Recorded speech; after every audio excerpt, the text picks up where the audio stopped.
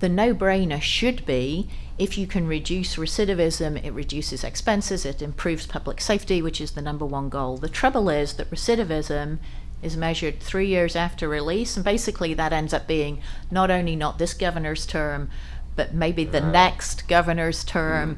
And there are so many factors that make that hard. What is better is, can you say, my staff are safer, I've got more people getting GEDs, and the way they're understanding it now is if I can reduce the number of times I move someone from one prison to another prison, I can get my need for staff down and I can get my costs down.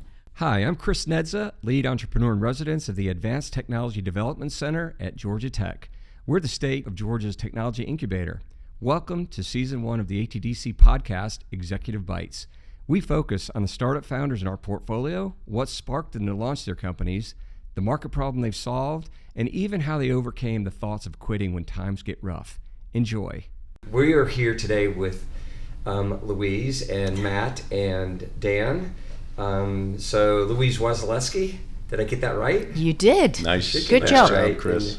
So she's the CEO of Acivilate, and my two guest interviewers are Matt Golden and Dan McCann. Both of them are CEOs of technology companies here at ATDC. So Matt runs MapHabit and Dan runs SimTrain. So Louise, you have a very, very interesting business, and it's not your typical business, but it's a huge market that you serve in a very niche market, and you deal with the prison systems, right? That's correct. Okay, so let's get this kicked off. Give us a little background to why in the world you started this and where you're going. Yeah. So tell us about the business. Yeah. We've built software to enable information sharing and improve communication between what we would call returning citizens, so people in or getting out of prison, and the staff that work with them. Okay. The idea is that if we have better information so that resident knows what they're going to do and they have a plan, they're more likely to comply. And if we bring some technology and smarts, we can kind of look ahead to what that individual needs and do a better job of planning and execution instead of just making kind of short-run decisions in the moment. I love it. The vernacular she uses, right, is like right. Citizens and stuff, not right. really the terms you typically would think of, right? But so what's the pain that you're solving? And you guys jumped right on in. I got one. The pain we're solving is that up to 70% of people who are released from prison come back to prison. And that is a waste of human life, and it's ridiculously expensive. So we are trying to make it easier for people who to get out, to get a fighting chance by improving how well equipped they are, not just from an educational point of view or job skills, but that they're equipped to think for themselves and manage themselves better in civil society. Yeah, that's awesome. Hey, so a citizen who gets out, is there an app? Is the technology delivered? Is like an intelligence engine for that help guide them? And is it the same for the folks that work within the prisons as well? One of the things that makes us different is what we've built is designed to work both inside and outside and go through the gate. To a returning citizen or a staff member, it looks like an app because that's what people understand. Right. But our big opportunity now is bringing that machine learning intelligence kind of behind the curtain so that we're making better decisions for thousands and thousands of people rather than one staff member making a decision for the 30, 50, 100 people on their caseload. Why in the world did you start this? Like what inspired, was there something that inspired you to do this? Yeah. So when I was 14, my father got a criminal conviction, and as a result of that, he lost his job and couldn't get hired again. So I was one of those kids that wasn't supposed to succeed. And I was very fortunate to have people around me who, pointed me in the right direction and coached me. And that night he was arrested was also the night I gave my life to Christ. And so 10 years ago, God called me to do this and to bring my really weird mix of skills that's very technical and systems oriented into this very sort of liberal arts, psychology-oriented world of corrections. Louise, 10 years is a long time to be focused on one problem set, and I'm sure you've gained a lot of knowledge. Yeah. What did you have to do along the way to become so proficient in understanding this state governments as well as the prison systems? A lot of it is listening and starting off with the assumption that you don't know what you're talking about, and that was a correct assumption. It's also been really important to understand the many different perspectives. The way a returning citizen sees the world, or an inmate, person resident in a facility, is very different from the way the staff member sees it in the front line. It's different on the inside than the outside, and just being willing to be wrong, to start off with very few assumptions and to read absolutely everything I could read and chase down anybody connected in the system in any way at all, legislators, academics, family members of people who've been incarcerated, and find my way to connect in the community at a personal level as well as at a professional level. Yeah, the stat that you gave earlier, that 70% of citizens who have previously been incarcerated return, is pretty startling. In the industry I'm in, which is healthcare, one of the quality measures is reducing the possibility of a readmission into a hospital after an acute injury or a surgery. So are there any modifiable risk factors that you've found that really, if you have a really good person-centered information and pull in data from various sources, that you can modify that risk? Yeah, so that readmission problem is exactly the right analogy. And in healthcare, you plan for release, you connect somebody to services, and then you actually have somebody who cares with the follow-up, because there's a financial penalty with readmission, right? So there are key factors. The big things are, does that individual have stable employment? Do they have stable housing? If they have a mental health or substance abuse issue, is that properly addressed? The fourth factor is what we call pro-social, but the human words for that is, do you have someone to turn to? Do you have friends who help you do the right thing rather than friends who are there trying to get you back to your old ways? That last one is probably the most important, and it's the hardest to observe and the hardest to implement systematically. So, I mean, I've never been to prison. I've watched a ton of movies, and so it doesn't appear. It seems to me like you're trying to help people go from, in the movie, it's like it's not at all about helping people get prepared. It's like how to survive. Is that? I mean, how? It seems like your challenge is exactly that. Like you're institutionalized to this one way of living and survival. Am I way off base, or have I been watching too many movies? So the movies like to dramatize situations, Right. Let's be clear. But physical safety and security is a really important factor. And one of the big challenges is the behaviors you need to succeed on the inside are not the same as the behaviors you need to succeed on the outside. And so a big innovation right now, I say right now meaning the last sort of 5 or 10 years, is trying to develop housing units that are what are known as faith and character or honor dorms, and that create more of a sense of community and less of a sense of it's all about me.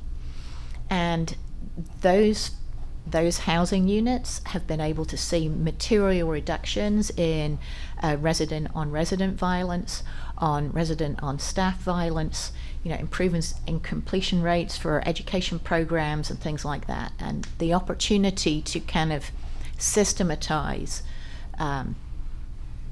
flowing people through these honor dorms has the potential to bring the U.S. system success rates perhaps more into line with some of the other developed economies. So you call them honor dorms. So I get that. I think that's amazing. That's interesting. How does your software, how does your platform, Acivilate is all about making it better and faster and all that kind of stuff. Give me some details about what does that look like. And if I don't know who you sell to. Do you sell to the prison, to the warden? Do you sell to the state? You sell to who do you sell to? And then what's the no-brainer for them that they should be using this? we sell to state prison systems, so the commissioner or cabinet secretary that runs all the different prisons. The no-brainer should be, if you can reduce recidivism, it reduces expenses, it improves public safety, which is the number one goal. The trouble is that recidivism is measured 3 years after release, and basically that ends up being not only not this governor's term, but maybe the next governor's term.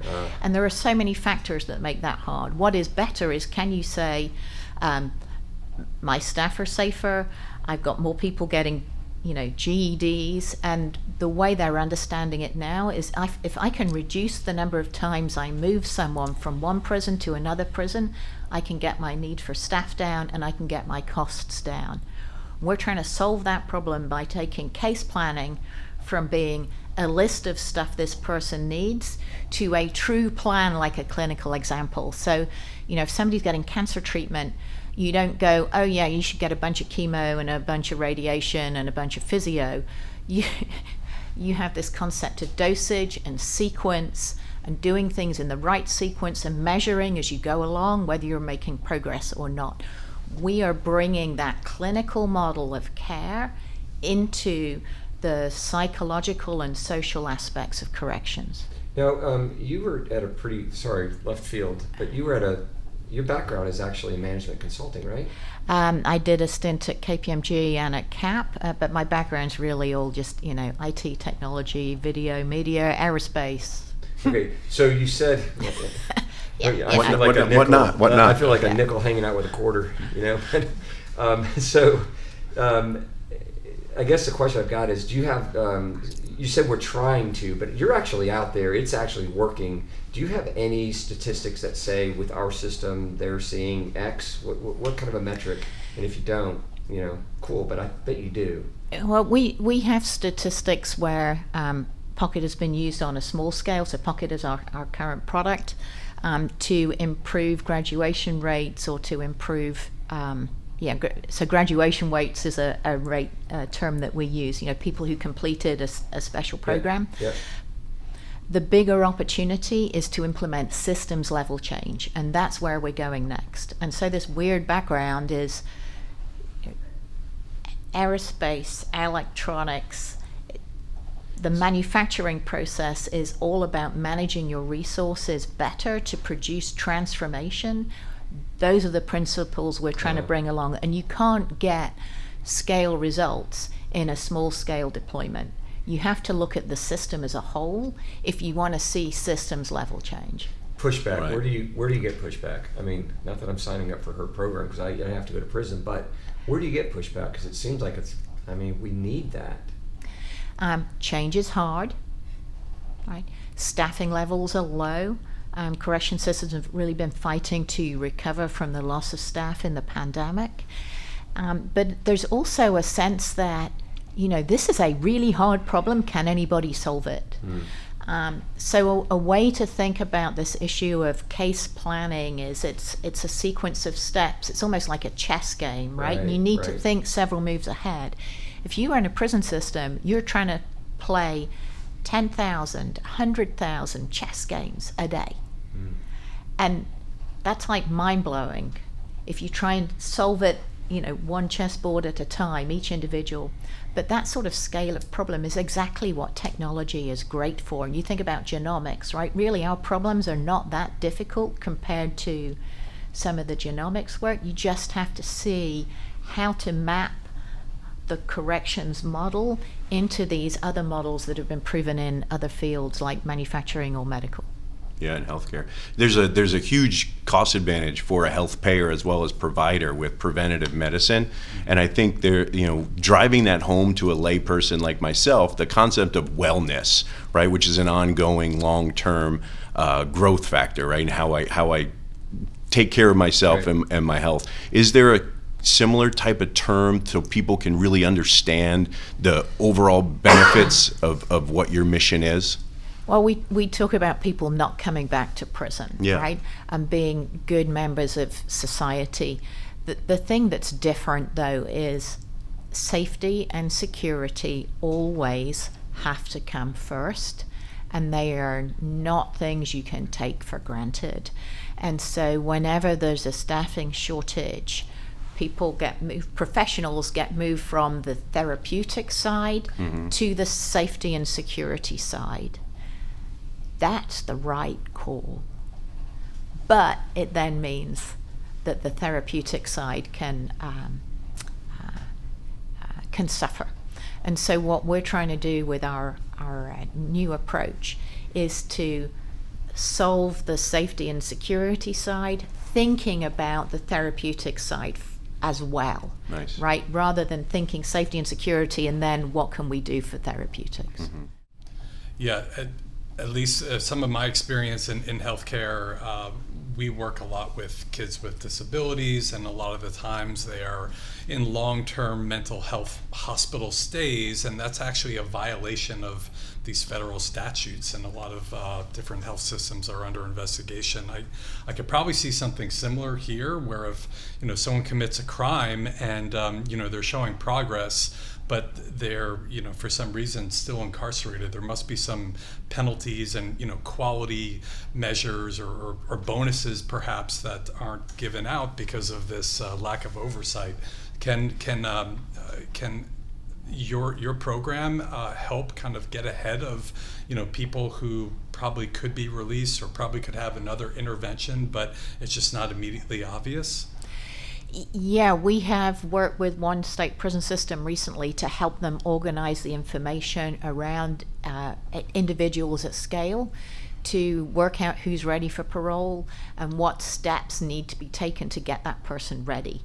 So if you think about better, cheaper, faster as kind of a classic model, the faster in corrections would be getting people ready for release earlier so that they can make parole on that first, second, third time rather than waiting till the fifth, sixth, seventh time they're up. But if they're ready, they're also better behaved in the facility, and that improves staff safety and retention.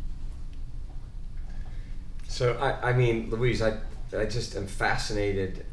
First of all, I'm sorry that you got into this business, because of your circumstance. I'm glad you did.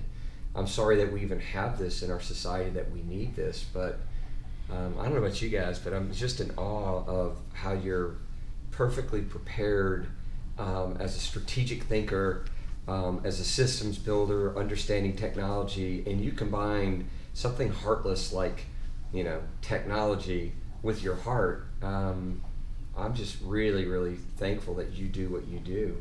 So I know we're all pulling for you. Right? Absolutely. I mean, And it's funny, I've known you now for 2 years, going to lunches together for CEOs, right? And the correlation between preventative health, AI coaching, which is continuous learning, and the mission that you're on. And it's a passion and mission, and I've always learned that from you, but never realized how similar our businesses are. I know, she's so humble, she's got all this horsepower. Yes. And you're always learning and sharing. So Louise, thank you so much for being part of our podcast. You guys, Matt, Dan, That was a great story as today. always, man. Thank you for joining us on this episode of the ATDC podcast. Please subscribe to our YouTube channel, like, and share or connect wherever you get your podcasts. Please be sure to follow us on social media. Our handle is @ATDC on X, LinkedIn, and Instagram.